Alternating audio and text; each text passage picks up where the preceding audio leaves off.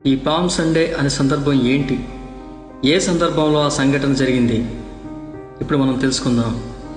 ప్రభు యేసుక్రీస్తు మరణాన్ని జయించి లేచిన వారం రోజుల ముందు ఆయన ఒక గాడిద పిల్లపై దేవాలయ ప్రవేశం చేసేటప్పుడు అక్కడి ప్రజలు ఖర్జూరపు మాటలతో హోసన్నా హోసన్నా అంటూ ఆయనకు స్వాగతం పలికారు. అక్కడి యూదా ప్రజలు కూడా వారిని పరిపాలించే రాజుగా భావించారు. కానీ తరువాతి వారంలో వారే మరలా ఆయనను సిలువ వేయమని చెప్పారు.